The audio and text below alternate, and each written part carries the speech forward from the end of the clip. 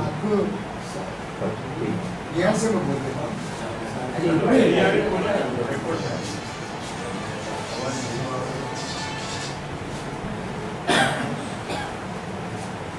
जो 90 के बाद से जो राजनीतिक जो असमंजस था जो भारत के परिप्रेक्ष्य में जो पैदा हुई है, उसके बारे में भी थोड़ा फोकस आप डालें तो बेटर रहेगा। और जो वर्गीय जो लड़ाई थी या जो मार्क्सवादी जो मूवमेंट थी, उसमें क्या एक मुकाम आया है, और उसके पीछे में ये जो 90 के बाद की जो एक इकोनॉमिक पॉलिसी के बाद में क्या एक जो असमंजसता पैदा हुई है, उसको भी थोड़ा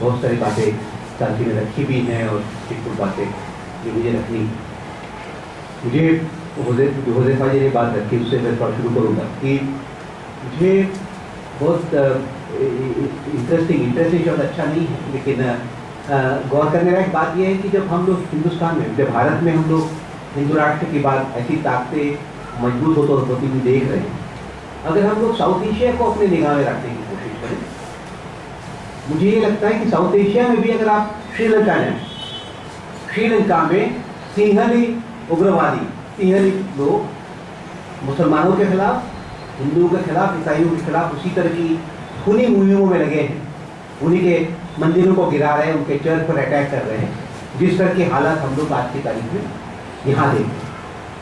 आप म्यांमार चले जाएं, बर्मा चले जाएं, बर्मा में वहाँ पर जो मुसलमान हैं, रोहिंग्या मुसलमान माइनॉरिटी में हैं, और बुद्ध लोग, बुद्ध जो शांति का धर्म कहा जाता है, वहाँ पर हम उसी तरह से उनकी दुर्गत बनाते हुए देखते हैं, जैसे जिस तरीके से गुजरात में बना दी गई है अल्पसंख्यकों। तो मैं कई बार सोचता हूँ कि अगर हम कोई काल्पनिक यात्रा पे निकलें, अगर बर्मा से हम शुरू करें और हम बांग्लादेश पहुँचे, बांग्लादेश में मुस्लिम डोमिनेटिंग हैं, और वहाँ पर बुद्ध, हिंदू और ईसाइयों पर अटैक हो रहे हैं।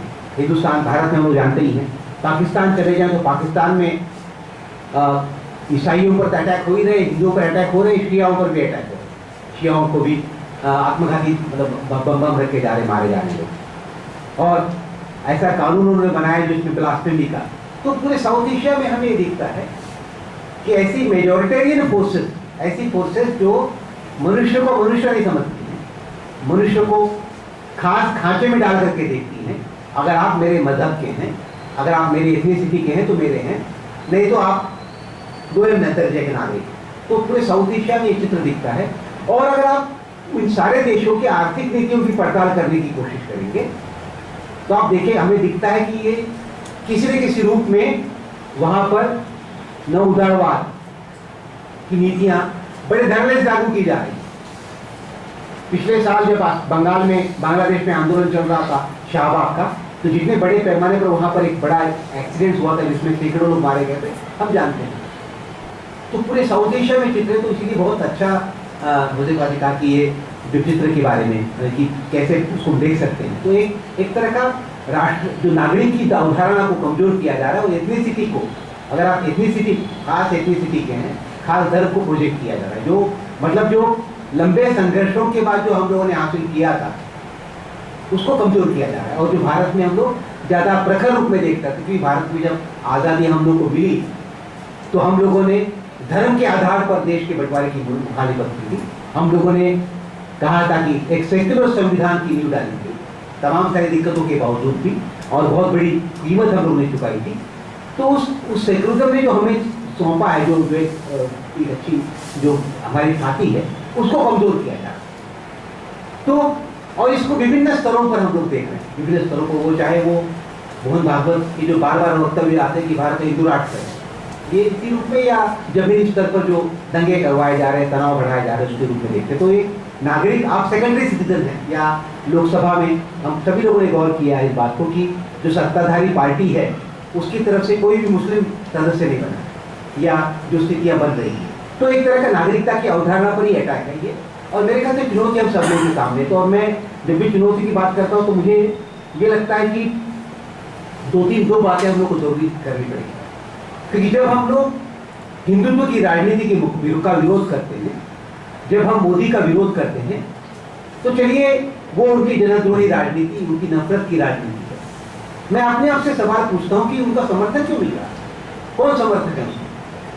किसी मंगल ग्रह से तो लोग नहीं आए हैं कि जो वोट डालने के लिए, यहाँ की जनता ने उनको सपोर्ट किया, वोट दिया है।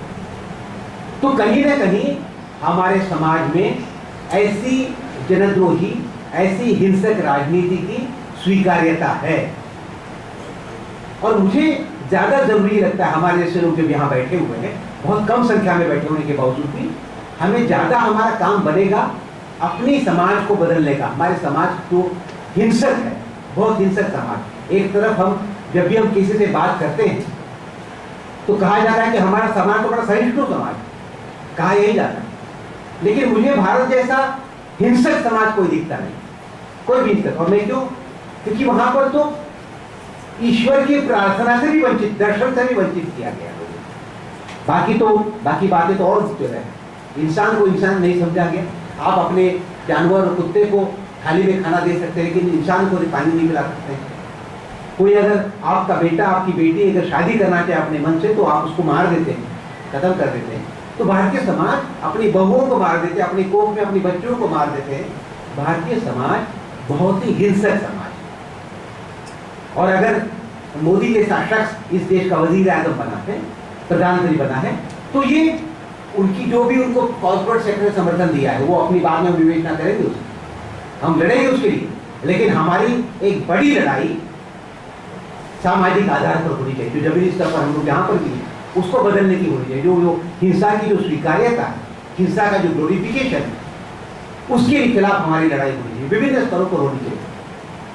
और जिसको लेकर के मौन, जितनी बड़े पैमाने पर, अगर दिल्ली में भी अमाइनोसिंथेसिस कहा जाता है, गर्भजल परीक्षण कहा जाता है, अगर आप दिल्ली में आएंगे और दिल्ली के किसी से बात करेंगे तो ज्यादा लड़कियों का जो मारा जाता है, विकसित दिल्ली का नक्शा अगर आप अपने सामने निकालने की कोशिश करेंगे, तो जो संपन्न इलाका है दिल्ली का, वहां पर सेक्स रेशियो ज्यादा विषम है।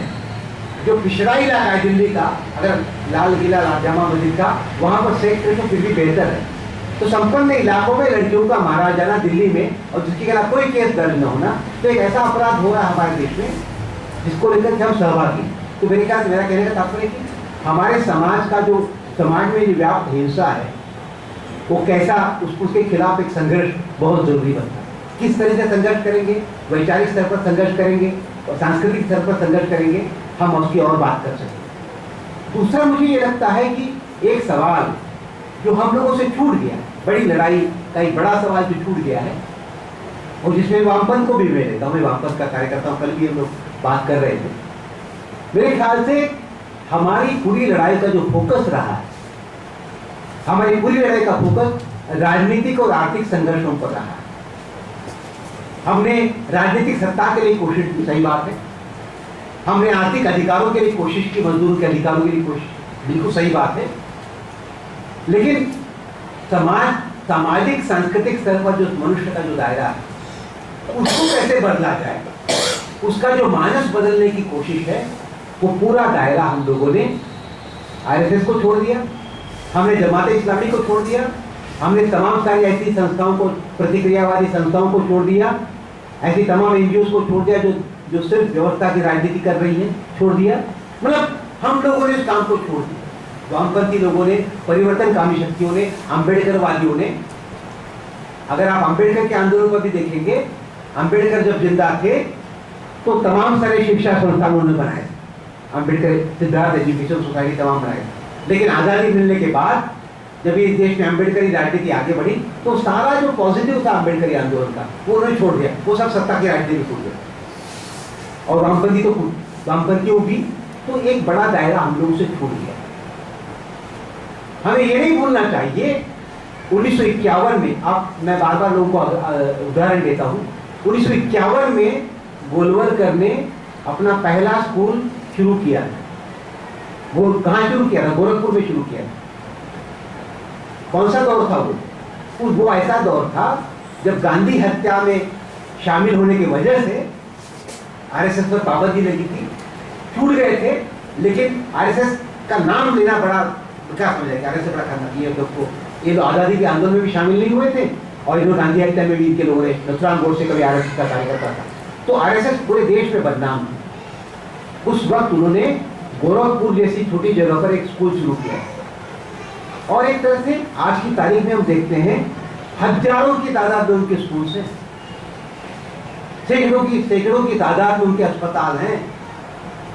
उन्होंने समाज के विभिन्न तबकों में, जब वो समाज में लांछित थे, समाज में आरएसएस का होना लांछना समझा जाता था, उस वक्त समाज में अपने हिसाब से समाज बदलने की कोशिश की, लोगों का मानस बदलने के लिए जुड़ गए और ये बहुत सारा काम जो करते रहे जिसका फल उनको मिला है। मैं आरएसएस की विचारधारा का विरोधी हूँ, कट्टर विरोधी, लेकिन मैं इस बात को अप्रिशिएट करता हूँ कि उन्होंने काम किया है। गलत लोग हैं, काम उन्होंने किया है जिसकी वजह से उनके साथ लोग जुड़े हैं। हमारे लिए काम जो बनता है कि हमने ये जो तमाम दायरा छोड़ दिया है उसको हम समझने की कोशिश करें और इसी में सेकुलरिज्म की जो लड़ाई इस मुल्क में है, इस लड़ाई को नए सिरे से मुझे लगता है कि रीएनविजन करने की जरूरत है, नए ढंग से समझने की जरूरत है, क्योंकि सेकुलरिज्म का सवाल हमने सिर्फ स्टेट पर फोकस किया। स्टेट को तो फोकस करेंगे ही हम लोग, समाज का सेकुलराइजेशन कैसे हो, समाज में धर्मनिरपेक्षता वाले वैज्ञानिक मूल कैसे पनपे, इसकी कोशिशें छोटे बड़े स्तर पर जो हो सकती है वो काम छूटा हुआ है। तो जब हम लोग नव उदारवाद और हिंदुत्व का के मेलजोल के बारे में जब बात कर रहे हैं तो मेरे ख्याल से एक स्तर पर मेरे लिए बड़ी हताशा की भी स्थिति, 2002 के बाद जिस शख्स के खिलाफ, जिस संगठनों के खिलाफ हम लोग लगातार मुहिम में जुटे रहे, वो आज मुल्क की बागडोर संभाले हुए, तो ये हम सब लोगों के लिए मायूसी की बात है। लेकिन साथ साथ इस मायूसी में हम चिंतित जरूर हैं, लेकिन हम लोग सोचने का भी वक्त मिला। दुश्मन अगर हावी होने हुआ है तो हमारी कुछ तो कमजोरियां होंगी, तो उन कमजोरियों को ठीक से जांचने का हमें अवसर मिल रहा। और मुझे लगता है कि मुझे कई बार लगता है गजानन माधव मुक्तिबोध एक हिंदी के कवि थे, उनकी कविता की 2 लाइनें हैं, एक कदम उठाता हूँ 100,000 रास्ते निकल आते। तो आज की तारीख में जब हम लोग बहुत चिंतित हैं तो मुझे लगता है कि तमाम सारे रास्ते मुझे इस नव उदारवाद और हिंदुत्व का जो कॉकटेल है उसके खिलाफ लड़ने के लिए हमें दिखते हैं। अब कहीं से भी शुरू कर सकते हैं, कहीं से भी शुरू कर सकते हैं। और ये जो साथी आप आए थे, आपने कहा था कि वर्ग की राजनीति के बारे में, बिल्कुल सही है। जो पहचान की राजनीति जो रही चली है हमारे मुल्क में, वो एक वक्त उसका बहुत महत्व था। हम ये नहीं कहूँगा कल का महत्व खत्म हो गया है, लेकिन वो कैसे गतिरोध का शिकार हुई है आप उत्तर प्रदेश में देख सकते हैं। उत्तर प्रदेश जहाँ पर बसपा का प्रयोग पिछले 3 साल पहले सत्ता में थे और आज एक भी सीट नहीं उनकी, एक भी सांसद उनका नहीं, उनका सारा बेस का, उनका जो बाधा था उसका एक बड़ा हिस्सा खिसक गया, हिंदुत्व की तरफ खिसक गया। तो पहचान की राजनीति का जो संकट है, आप बहुत दिनों तक आप बात करेंगे हमें अधिकार नहीं मिला है, बिल्कुल ठीक बात है, आत्मसम्मान की लड़ाई लड़नी चाहिए, लेकिन आत्मसम्मान के साथ साथ वितरण का सवाल भी आएगा। संसाधनों में हमारा हिस्सा है कि नहीं, सिर्फ आप हमें बैठने की जगह देते हैं लेकिन वहां पर जगह देते कि नहीं देते, ये सवाल भी आएगा। तो बसपा का जो प्रयोग, जो एक गतिरोध का शिकार उत्तर प्रदेश में हुआ है, उससे हमारे लिए भी नतीजे। तो जो आपकी बात से जुड़ते हैं, हम लोगों को नए सिरे से और वर्गीय राजनीति के बारे में, वर्गीय राजनीति की लामबंदी के बारे में सोचो कैसे बन सकते हैं। और मुझे ज़्यादा बड़ा सवाल लेफ्ट का लगता है, जो आप आखिरी जो साथी आई थी उन्होंने रखा था, लेफ्ट के बारे में ज़्यादा लगता है, लेफ्ट के बारे में ज़्यादा चिंतित होगा, क्योंकि हमें लेफ्ट के बारे में भी जो 90 के बाद का जो दृश्य है, साथी आपने देखा था कि वो कैसे जो असमंजस की बात असमंजस की बात आप कर रहे हैं। मेरे ख्याल में मैं ये लेफ्ट का कार्यकर्ता होने के बावजूद भी कर रहा हूँ कि हम लोगों ने ये जो सारे बदलाव आए हैं, हम लोगों ने अभी तक उसको बहुत सही ढंग से उसका विश्लेषण नहीं किया, मेरा ये मानना है। मतलब नई आर्थिक नीति 90 के दशक में जब शुरू हुई तो लंबे समय तक हम लोगों ने उसको साम्राज्यवादी आक्रमण के तौर पर, विदेशी गुलामी के तौर पर रखा। वे लेफ्ट के अंदर भी, वामपंथ के अंदर भी आज भी गुलामी और आज़ादी की बात बड़ी अच्छी लगती है, सुनने में बड़ी अच्छी लगती है। हम लोग इस बात को समझ नहीं पा रहे हैं कि गुलामी आज़ादी की बात 47 के पहले ठीक।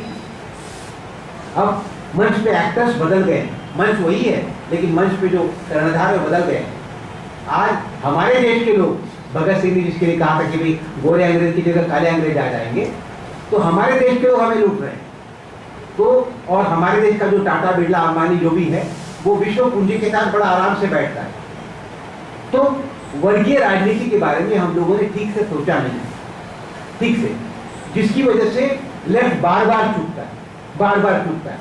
2008 में भी उसने एक बड़ी गलती की, अमेरिका न्यूक्लियर डील के नाम पर उसने सपोर्ट वापस लिया लेफ्ट के लोगों ने, और आज हम लोग देख रहे हैं इसका क्या खतरनाक नतीजा है, कैसी फोर्सेस मजबूत हमारे सामने हुई है। तो लेफ्ट को भी, लेफ्ट के लिए भी अपने अपने दुर्विचार करने की जरूरत है।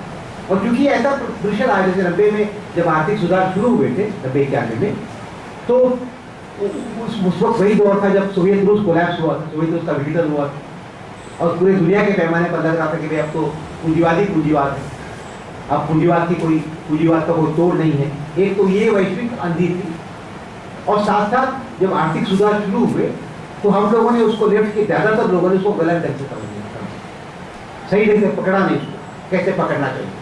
मुझे लगता है कि अगर लेफ्ट के लोग जहाँ पर भी हैं, जैसे मैं एक छोटी जमात का हिस्सा हूँ, लेफ्ट के NSI का हिस्सा हूँ, हमारे ऐसे लोग, आप सभी लोग जो अगर इन लेफ्ट की जो दिक्कतों के बारे में सोच सके ज़्यादा, और समस्या है क्या गलतियाँ रही हैं और उसका क्या समाधान निकलेगा, उसको लेफ्ट के एक नजरिए से, नए नजरिए से देख, क्योंकि मैं ये मानता हूँ कि लेफ्ट के बिना कोई समाधान नहीं, समाजवाद के अलावा पूंजीवाद या बर्बरता, पूंजीवाद का समाजवाद या बर्बरता वाली स्थिति, हम लोगों को समाजवाद के लिए किसी न किसी समाजवाद के रूप में, किसी न किसी पूंजीवाद को अंकुश लगाने के रूप में की दिशा में बढ़ना होगा हम लोग। तो लेफ्ट की गलतियों को भी समझना पड़ेगा और लेफ्ट कैसे नया रास्ता निकालता है उसके बारे में भी सोचना पड़ेगा।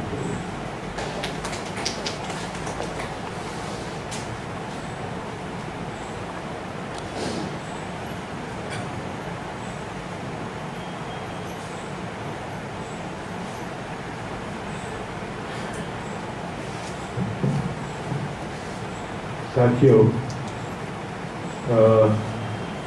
આજે તો અહીંયા આગળ આપણે વાત પૂરી કરીએ છીએ, પણ મેં પહેલાં કહ્યું હતું એમ કે આ એક ચર્ચાનો, લાંબી ચર્ચાઓનો મુદ્દો છે, આ સમજવાની જરૂર છે આપણે, અને આ પ્રકારની ચર્ચાઓ નાના જૂથોમાં પણ આપણે ચાલુ રાખવી પડશે. તો જ આમાંથી કોઈક રસ્તો, જે રસીલાબેન કહેતા હતા કે પોપટ ક્યાં છે, એ પોપટ પકડાશે, નહીં તો એ પોપટને વાર્તામાં જ રહેવું પડશે. એટલે એક એ થયું, અને આજે કેટલીક વાતો દરમિયાન મારા મનમાં એક બીજો વિચાર પણ આવ્યો, ભવિષ્યમાં ક્યારેક આપણે આના ઉપર પણ વાત કરવી જોઈએ, કારણ કે અહીં ઘણીવાર ઘણા સંદર્ભોમાં, જુદા જુદા સંદર્ભોમાં એક શબ્દ વપરાયો, ફાંસીવાદ. એટલે મારા મનમાં તરત એક બત્તી થઈ કે પ્રજાતંત્રનું શું થાય, કેમ આપણે બધી જ પરિસ્થિતિમાં એક ફાંસીવાદને જોઈ રહ્યા છીએ દુનિયાભરના જે વાતાવરણ છે એમાં. મને લાગે છે કે આપણા માટે એક રસપ્રદ વિચાર બની જાય કે જો ભવિષ્યમાં આપણે લિબરલાઇઝેશન અને ડેમોક્રેસી, જે કંઈ બુર્જોઆ ડેમોક્રેસી છે અને એનું જે કંઈ માળખું છે, કારણ કે આપણે ત્યાં ગુજરાતમાં તો આપણે અનુભવી ચૂક્યા છીએ, હવે દેશમાં બી જોઈ રહ્યા છીએ કે ભાઈ સાહેબને જ રિપોર્ટ કરવાનો, બાકીના ચહેરાઓ કેબિનેટમાં કોઈ છે જ નહીં, એ લોકો ક્યાંય દેખાવાના નથી. સાહેબે કહી દીધું છે કે દરેક બ્યુરોક્રેટે મને રિપોર્ટ કરવો અને મારી પાસેથી કાર્ય કરવું. જો આ બુર્જોઆ ડેમોક્રેસી હોય તો આપણે આના વિશે પણ ચિંતા કરવાની જરૂર છે, અને આ બુર્જોઆ ડેમોક્રેસી આ નવઉદારવાદને કેમ પોસાય છે. જે મૂડીવાદ પ્રજાતંત્ર લાવ્યું આ દુનિયામાં, એ જ મૂડીવાદ છે. આજે જો આની જરૂર પડી હોય તો આપણે માટે ગંભીર સવાલ છે કે એને કેમ આ પ્રજાતંત્રને દબાવી દેવામાં રસ છે ક્યારેક ભવિષ્યમાં. પણ આ તો જસ્ટ મને વિચાર આવ્યો, આ ચર્ચાઓ ચાલતી હતી એ દરમિયાન. પણ ભવિષ્યમાં ક્યારેક આ પણ વાત કરીશું અને તમે લોકો પણ એના વિશે ચર્ચા કરતા રહેજો. હું આપ સૌનો આભાર માનું છું. કોંગ્રેસ વિકાસનો આભાર માનવાની જરૂર નથી, કારણ કે અમે એકબીજાના આભાર નથી માનતા, પણ હું તમારા સૌનો ચોક્કસ આભાર માનું છું કે તમે રવિવારે સવારે આવ્યા, કારણ કે આ એક બહુ ગંભીર સવાલ હોય છે. અમારો એક મિત્ર છે, આજે આવવાનો હતો દિલ્હીથી, કોઈ કારણસર નથી આવ્યો. મેં એને ફોન ઉપર એમ કહ્યું કે રવિવાર સવારે 10 વાગે છે. મને ત્યાં ક્યારે છે? મેં રવિવાર સવારે 10 વાગે છે. 10 વાગે લોકો આવશે. એટલે આ સવાલ આપણે ત્યાં બહુ ગંભીર હોય છે. કે સવારે 10 વાગે રજાના દિવસે આવું, પણ તમે આવ્યા એ બદલ સૌનો આભાર માનું છું અને ચર્ચાઓ આપણે ચાલુ રાખીશું એ આપણી અપેક્ષા સાથે. Thank you.